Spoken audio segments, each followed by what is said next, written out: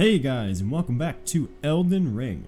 So, last time we left off, we had just gotten into Raya Lucaria. A gorgeous place with like some Anne Rolando swag going on to it. On a side note, it seems as though I'm too low leveled here, it seems like. My weapon, especially, I'm thinking I'm probably a little. I'm assuming probably 40 to 50 is like the level range you'd want to be in this area, and especially for Raya Lucaria, I'm thinking probably more like 45 to 55. You know, so I'm thinking we're gonna have to find a way to get some level ups here.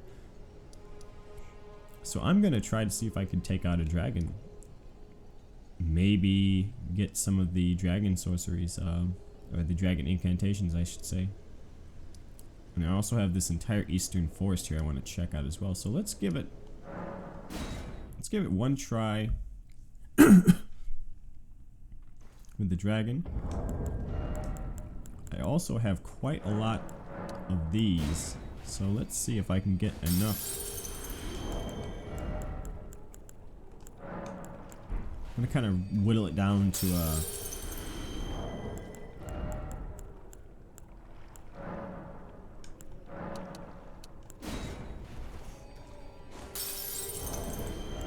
some even numbers here. Let's alleviate my OCD about the odd numbers here.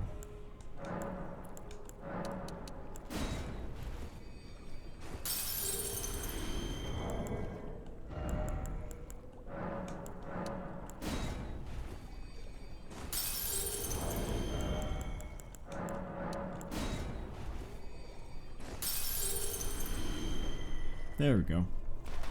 That should be plenty to get a new level.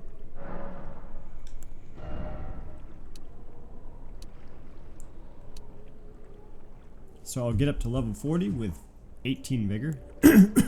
That should be enough now. So after this point, I'm going to try to work on mind and faith. I feel like this hybridization is hurting me in the long run. You know, 16 strength, 24 dex, 17 faith. It's kind of hurt me. Especially if I start to invest even up to like 12, 13 arcane. That's going to be every level is going to be feels like it's stealing from you, you know, because you're going to have to spend more and more to level up each time. You know, I'm not too keen on that, you know. I'm not about that. Not about that life with leveling up arcane right now. Although I am considering it. We'll see, because of the potential output of the dragon incantations.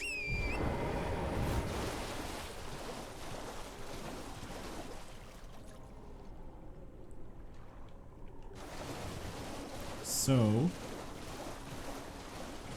now the debate comes in, how are we going to kill this dragon?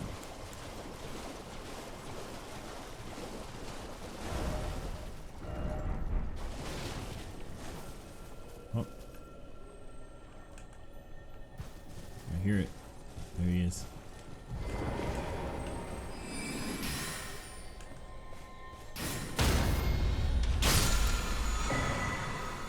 Thop's Barrier, Ash of War.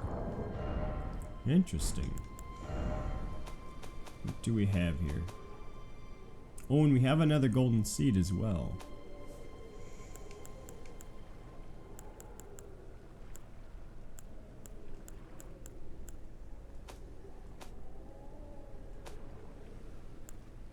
There we go. This Ash of War grants an armament the magic affinity in the following skill. Thop's Barrier. Erect a magical force field while swinging the shield to deflect sorceries and incantations. Can also be used in the same way as a regular parry, usable on small and medium shields. This could be incredibly useful. It seems to be not the same probably, but a very equivalent effect to what the Tree Sentinel was using, blocking, reflecting magic. Although I'm not sure if it deflects it back at the caster or if it just blocks it essentially. Still very nice. Barricade shield, skill made famous by Sir Needhart. Focus your energy into the shield, temporarily hardening it to deflect greater blows. So that's like magic shield essentially.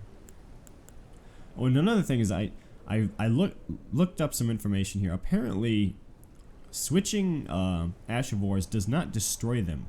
The purpose of duplicating Ash of Wars is not to have an extra copy. It's not like if I use Bloody Slash, then I'll never be able to use it again, right? I can only put it on one weapon and it's gone forever. If I use Bloody Slash, it will cover up, say I use it on my Lord Sword Straight Sword. It loses square off and it gains the blood skill. However, I can remove Bloody Slash from the sword and it will still have the square up again. And Bloody Slash will be able to be... I'm not sure if you can remove it and just have it sit there again, but I know for a fact that you can also...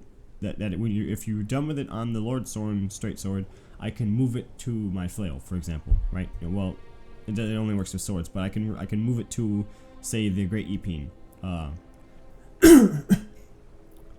They're transferable, and then once you transfer the Ash of War away, the weapon's original Ash of War will remain. So that is really useful.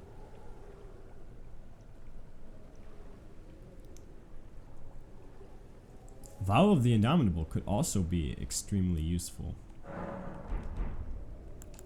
It works with shields, so a shield like the brass shield would actually be quite useful, especially for a fight like this, right? You know, and I have several copies of it as well, so I can swap out for my unique brass shield when I'm trying to fight, say, a boss or something that I need this ash, and then I can swap it back if I need to use my glintstone phalanx or something.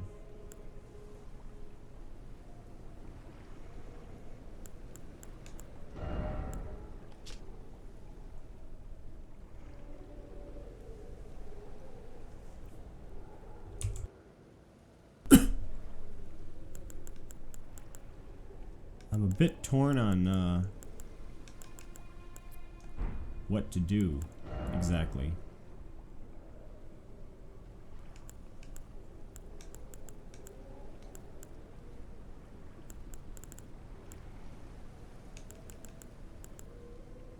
I really like the Hoarfrost Stomp. That's a nice one. I wonder if it is possible to... I don't think I can move Hoarfrost Stomp from the hatchet to something else. I would need to locate a scarab that has it, I believe.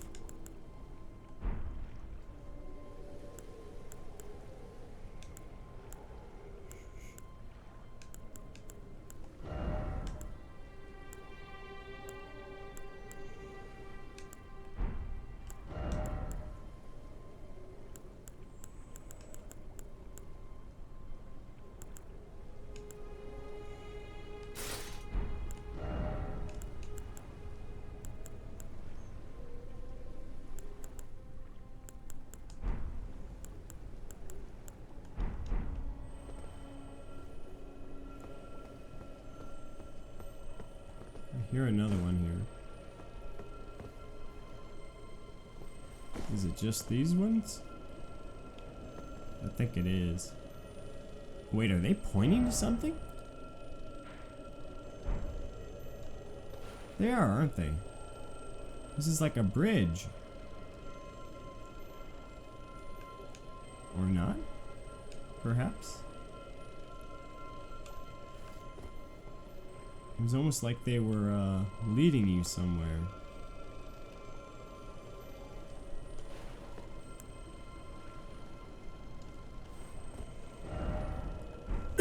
Alright.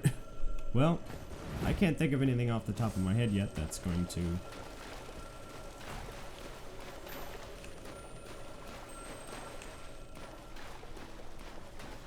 be a hindrance to me, or a help really. So let's give it one more shot of trying Dragon Smaragd here.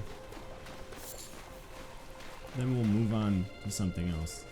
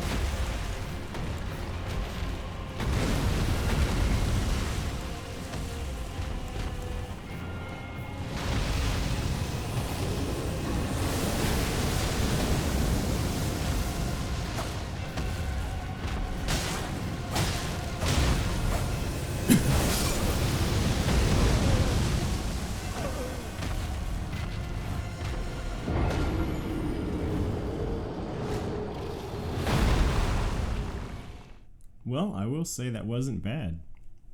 Considering the situation, that wasn't bad. I feel like my main problem is trying to hit him with a piercing sword. And also needing to know when to get on Torrent versus to take him on 1v1.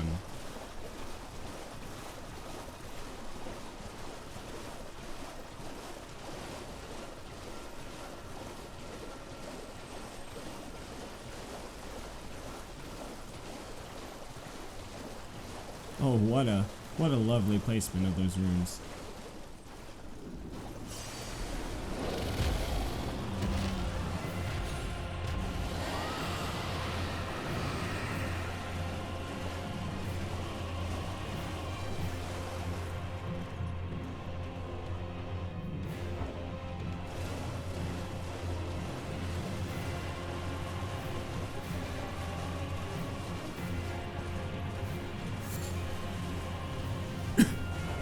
Alright. We're definitely not quite ready to take on that.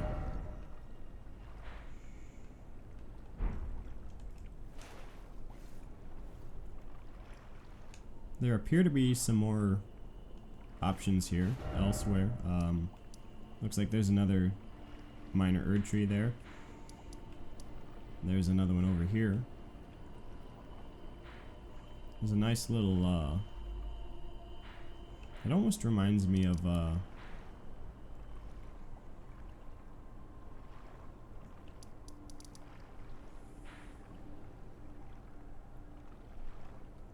yeah, like the platform for Siofra and the Evergales as well. Yeah, right there, that's what I'm thinking of, the Evergale. It looks like an Evergale.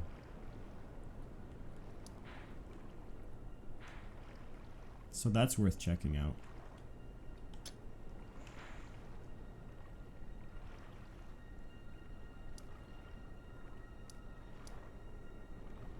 Speaking of Siofra, I feel like we could kind of better take that place on at this point.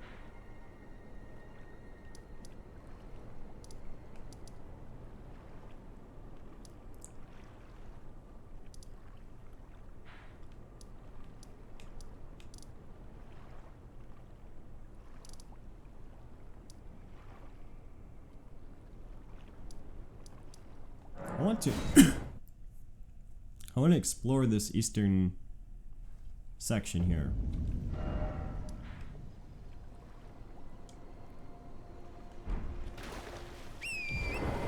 However,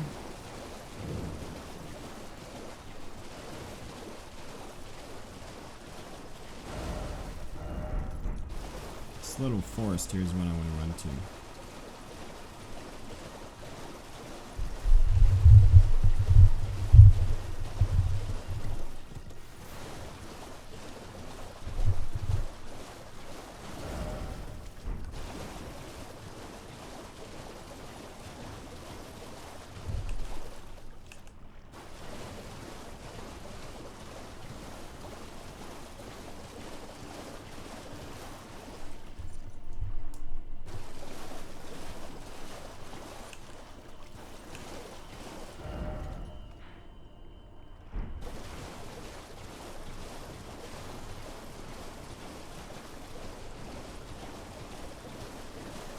if you can cross that.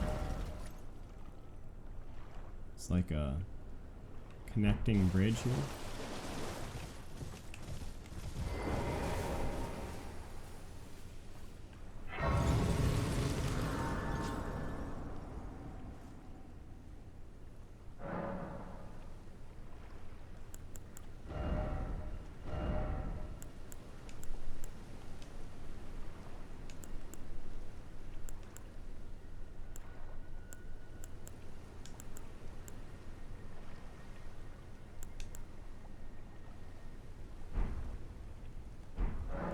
I wonder what would happen if I used Bloody Slash on a katana, for example. Would it increase the blood buildup?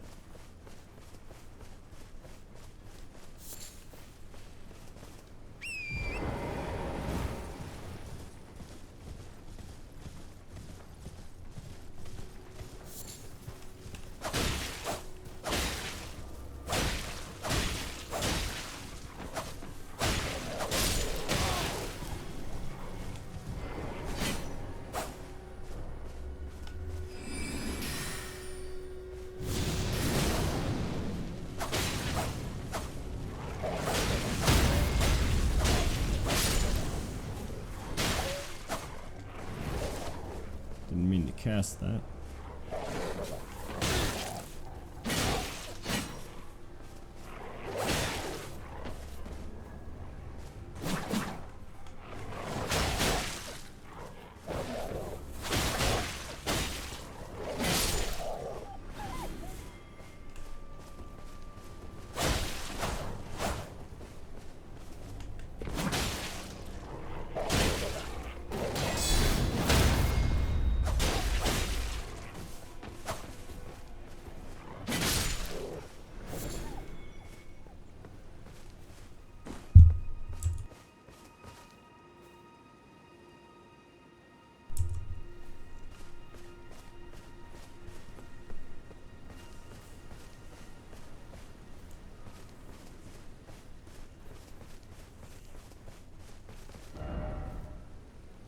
Oh, and that led me right inland, actually.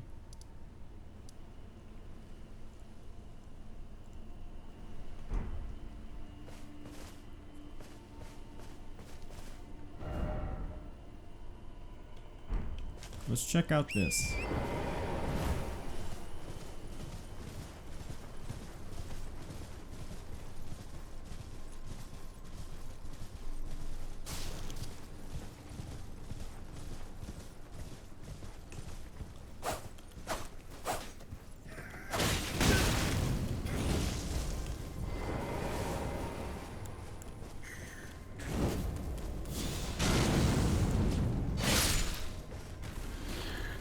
Strange that they take so much fire damage being a fire red.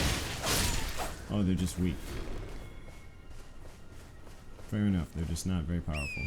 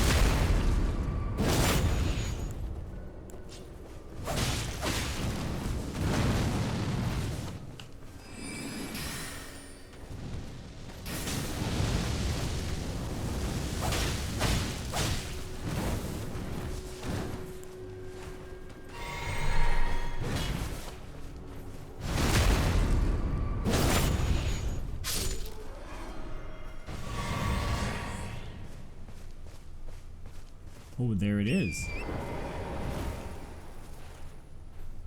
That's not an Everjail then. And it's guarded by a one of these giant golems.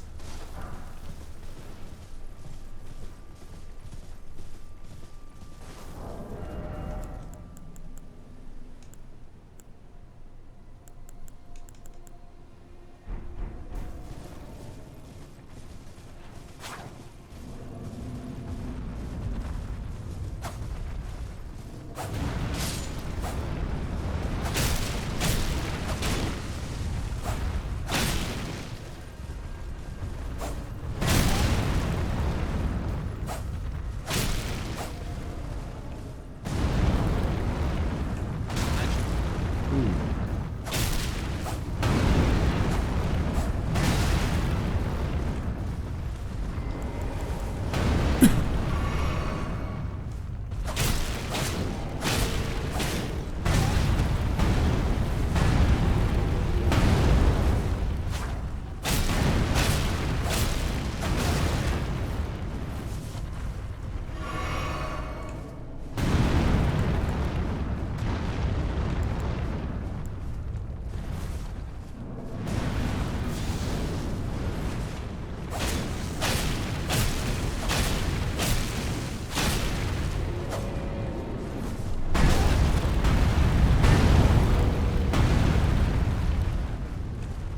Got him. Let's see how he takes the magic. I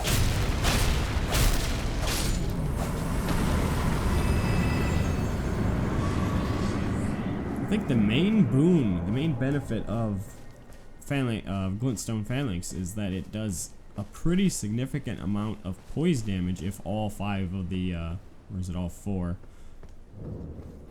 Ainsel River Well. Oh no. No, no, no. So it is like Siofra then. No, it's not, yeah, it's not in every. Oh wow. We found the other entrance.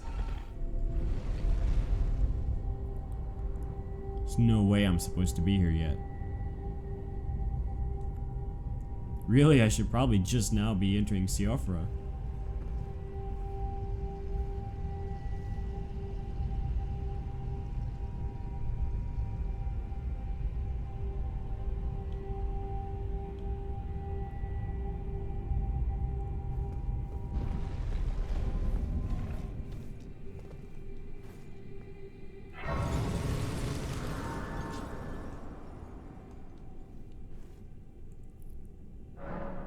Okay, I'm definitely not wanting to stick around here. So I'm going to I'm just going to take a look around real quick and then kind of skedaddle. I think I might want to skedaddle now.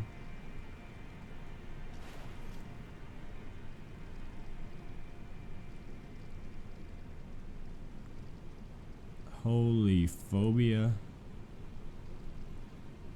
I do not like it. I do not like it, Sam. I am. This is bringing back 5-year-old night terror moments here.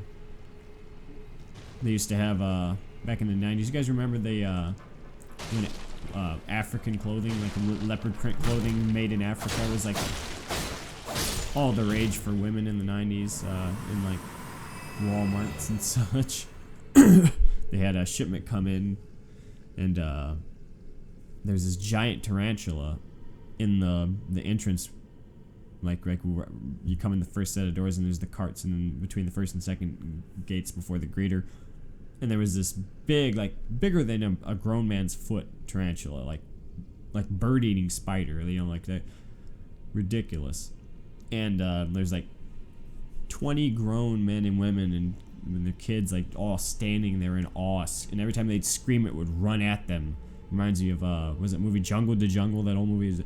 Whenever you make noise it comes after you, so like you don't want to scream at this thing. And then like my mother and some other woman just grabbed like this old it was like a high school student desk that you could buy, you know, like a home student desk, and they just picked up this like 50-pound thing and slammed it on it, and its blood like sprayed all over my face. You know, ever since then, when I was like 3 years old, my mom said I started to have like night terrors of get them off me, you know, spiders. This is not the place for me, man.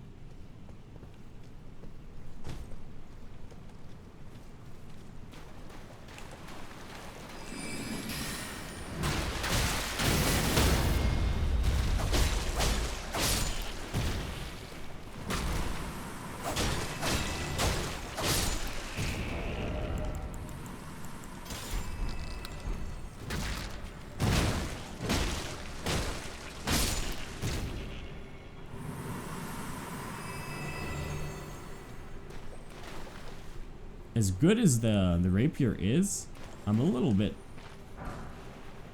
Crace Mimic. Oh yeah, I remember these, yeah. I think. Is this what I think it is?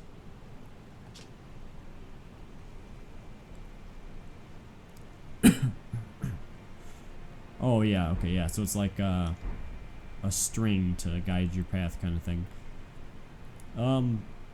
It's good to know that my flail is still useful, but at the same time, why is a +8 rapier only equivalent to the damage of like a +3 weapon? It's doing a little more, I suppose. What are we getting here? 181, 166. So yeah, it's a little more. That's fair enough. So I'm doing about the same damage as a +4. It feels like the rapier is just a tad underpowered.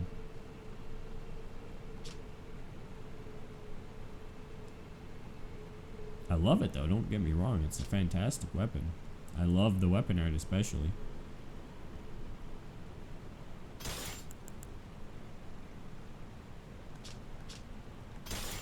But like something like an Uchi, look at the Uchi. 154 damage at +1. That thing would be out damaging Rajir's at +3 probably. Right, like what?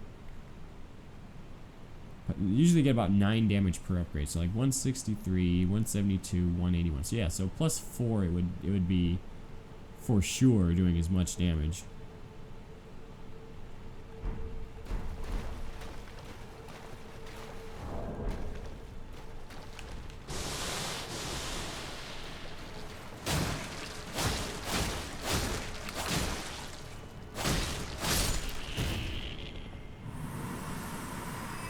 So these enemies are just mostly I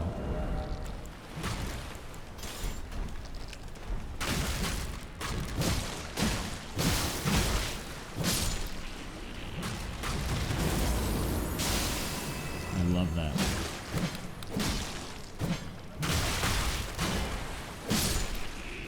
Oh wow. 9 HP. Coming in clutch. So we're healing for 579. So we healed for 570 HP at our current +4 flask of Crimson Tears.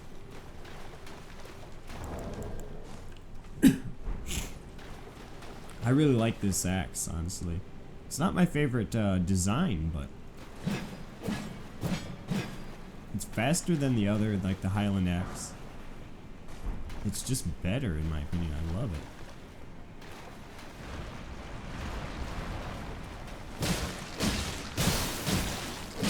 And look at that frostbite. It's basically the same thing as bleed. And I'm assuming frostbite does something to slow the enemy down, right? Like when you get... Let's see here. Are they slowed down somehow? Doesn't seem like it.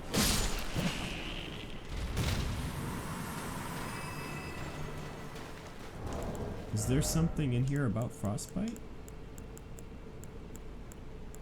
Death. No.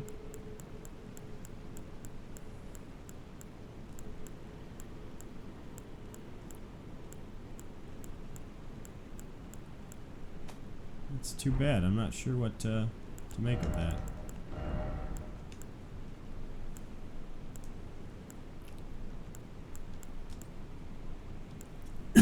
Wonder how much this works. Can I still move with this? No, I can't. There we go. Let me see if I can...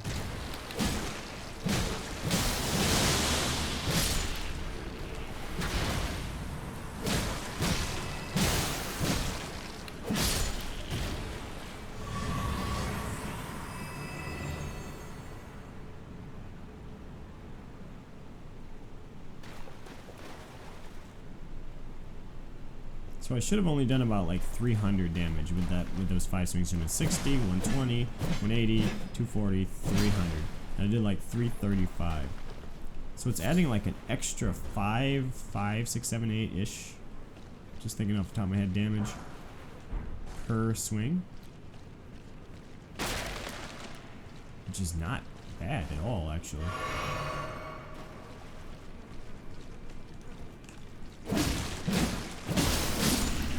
Oh, wow.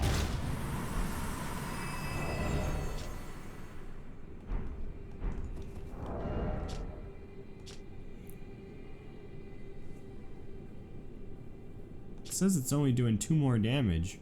11 plus 25. That did significant. It seemed like it was doing significantly more damage versus the one-handed counterpart. I'm a little bit confused as to the disparity between damage in this game. Between difficulty, I guess you could say more so.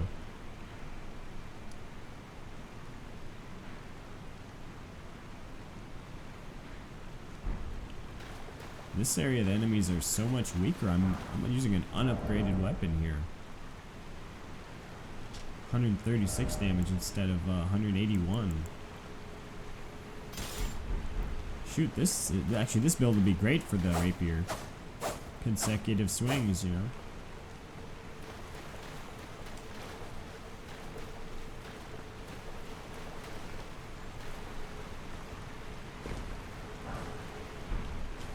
I believe we've missed a couple paths down there too. There's a couple other side paths that we may have been able to take. I'm not too sure.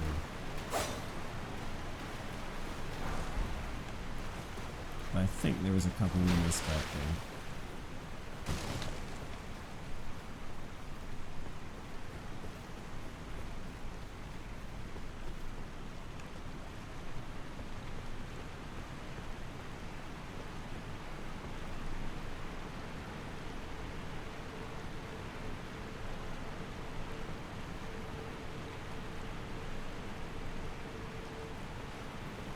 Beautiful.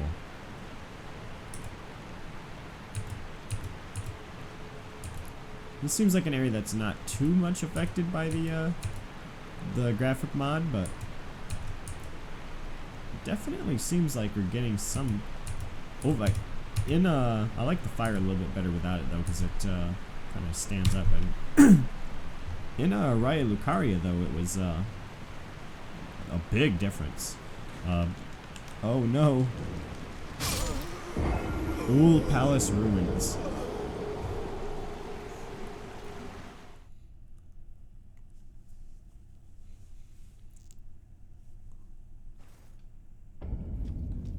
Okay. Look on the bright side. Gotta keep positive, eh? This is a chance for us to explore the untread paths I was just mentioning.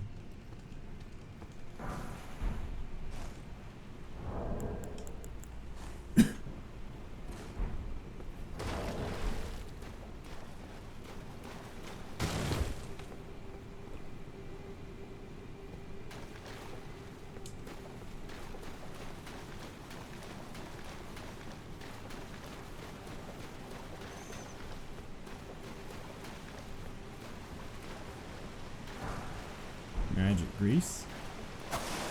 Alright.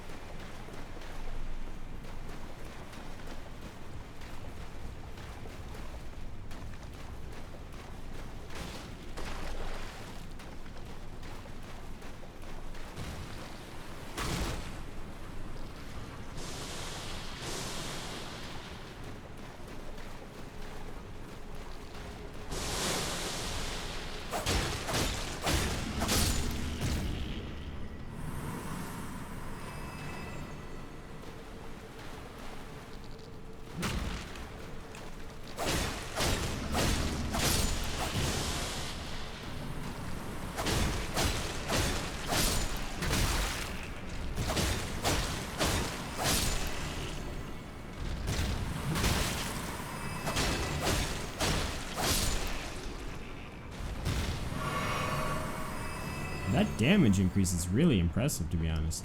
If you can make a build with high defense, good poise and high defense, like you're onto something, man. Like you're really, you're like, if I was able to like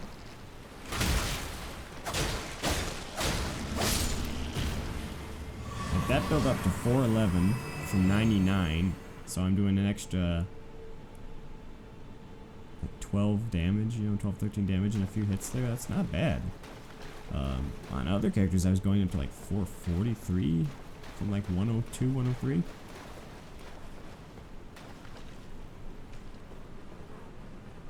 Oh, this is the same path I took, actually. Well, let me get my runes first here.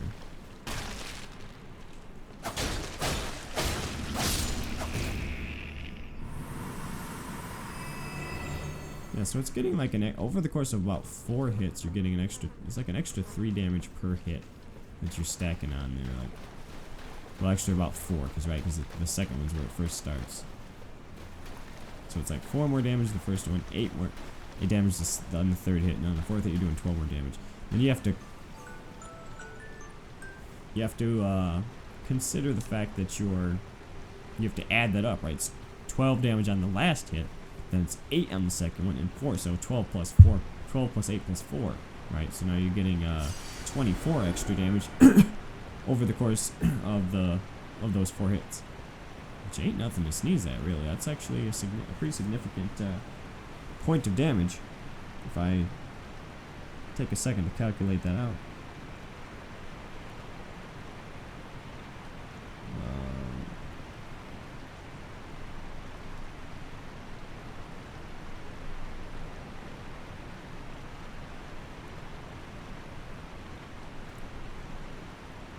So it's like for every 4 hits you land, for every 4 hit combo you land, you're getting an extra quarter of a hit, right? You're doing 4.25 roughly. And I didn't even need to I don't know why I had to calculate that, but it's 24 out of 100, right? You know, you're doing about 100 damage on your standard hit. So for 4 hits you'd be doing about 400.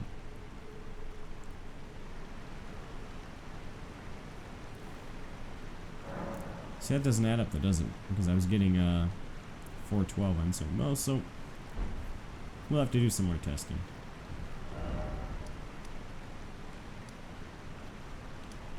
Right now, I'm just rambling.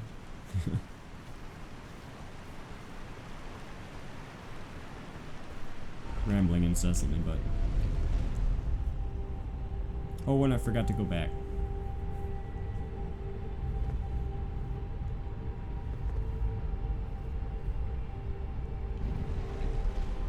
Let's see what's down here. The old palace ruins, so that's where we were up there then. Sure enough, it's the same guys. We are indeed working with the same Seaoffer River guys.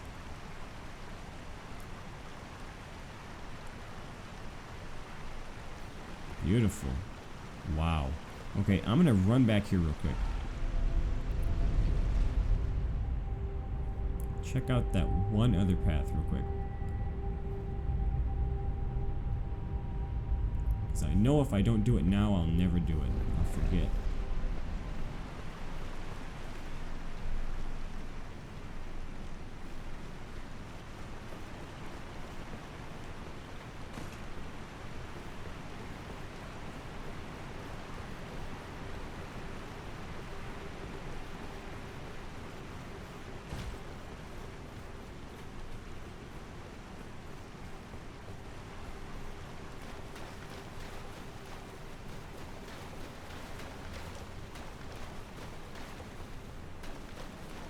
I suppose, now that I think about it, I could use a rune art for fighting the dragon boss, for example.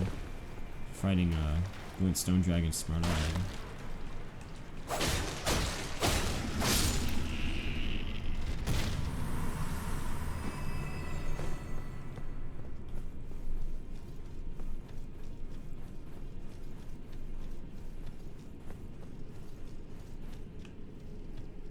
Oh, hello. This has got bad juju written all over it.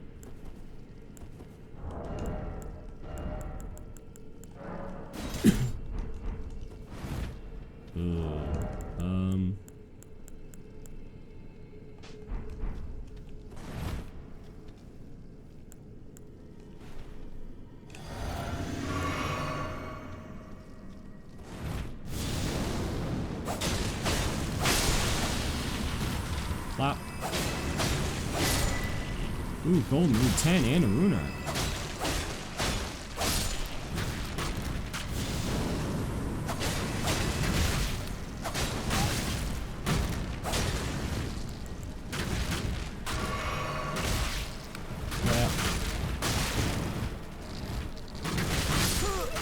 Yep, not happening.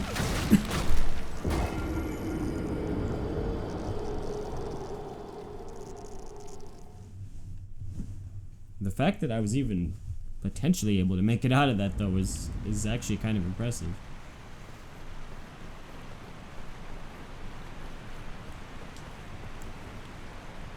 I think this is our solution.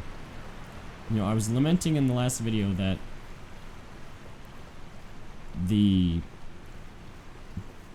there's very slim to no pickings when it comes to getting runes in this area.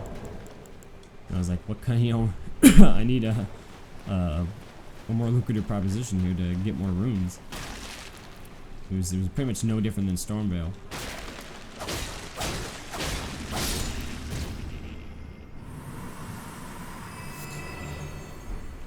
Formic Rock. What is that?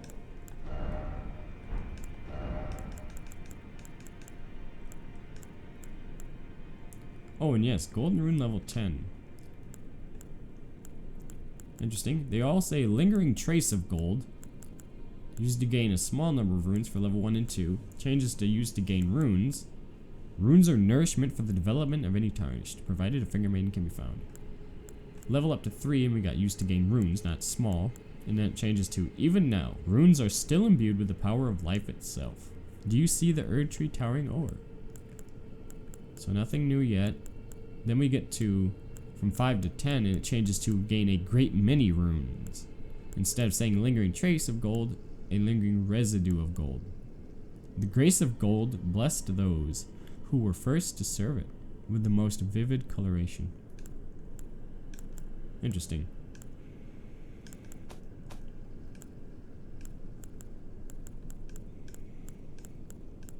There it is. Formic Rock. Rock formed from solidified giant ant venom. Highly acidic. Material used for crafting items. Found near Ainsel River and other places where giant ants live. It's not exactly thrilled at the fact that there's more of these things hanging around.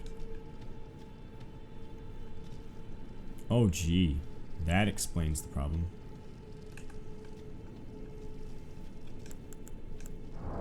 Let me swap these out.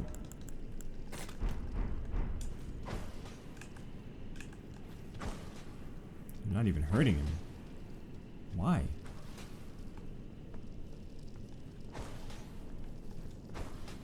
They're not hitting? Or what? Maybe if I don't hurt the queen this time around?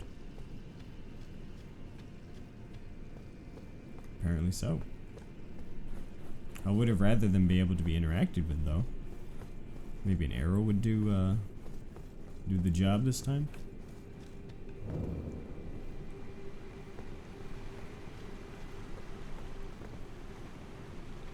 Okay, and it drops us down in the right place anyway.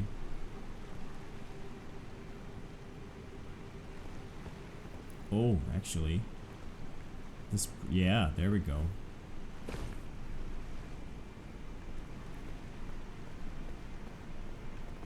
There's another item down here too. Looks to be only accessible if we go this route. Level 4 smithing stones.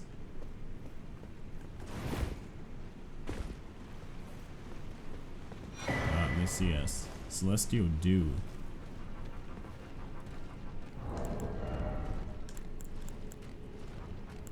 What is Celestial Dew?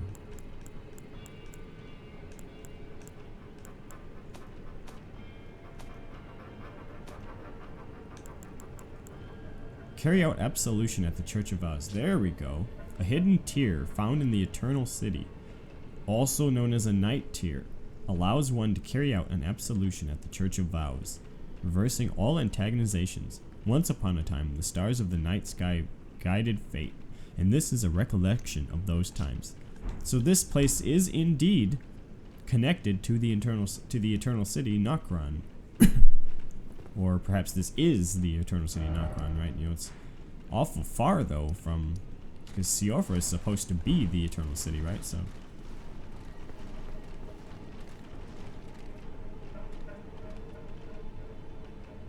is that root resin? It looks to be, if you ask me.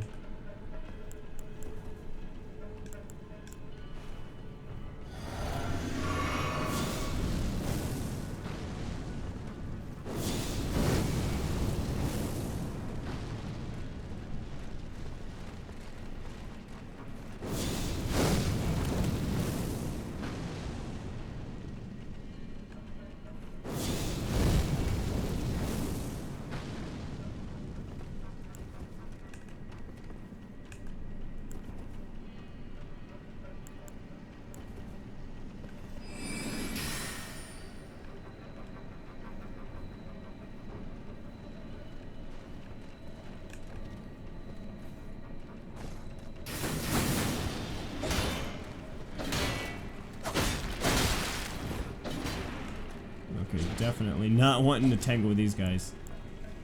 Let me run through here real quick. Oh, and yeah, I'm not gonna be running anywhere.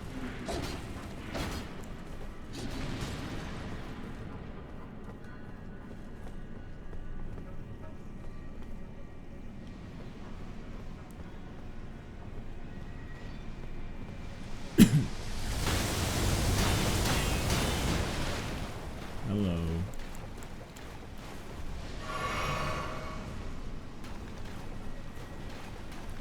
Jura, stop shooting me.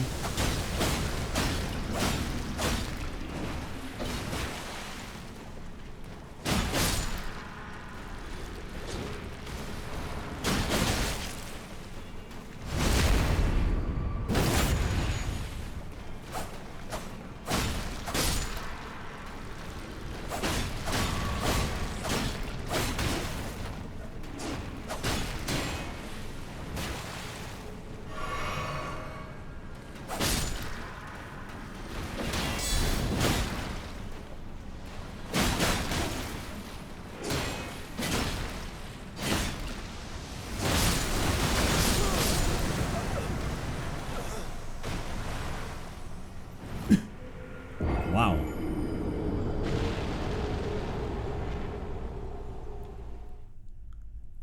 Okay.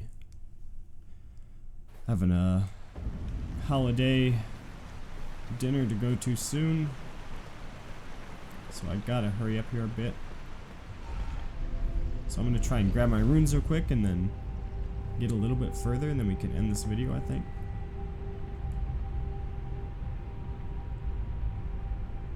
I wish there was a homeward bone item. That's one glaring absence that I've noticed, is there's no equivalent to the homeward bone here.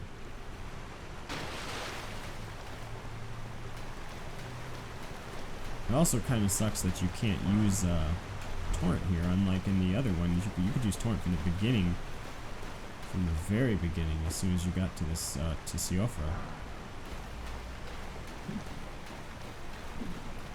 That's a cool weapon. Misa no have a booba. Uh-oh. Tell me I can go through there. Tell me I can go through here. That's cool.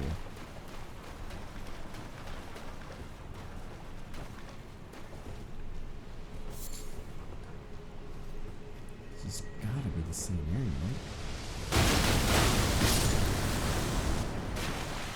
right? Okay, good. Fell right on my runes. Okay.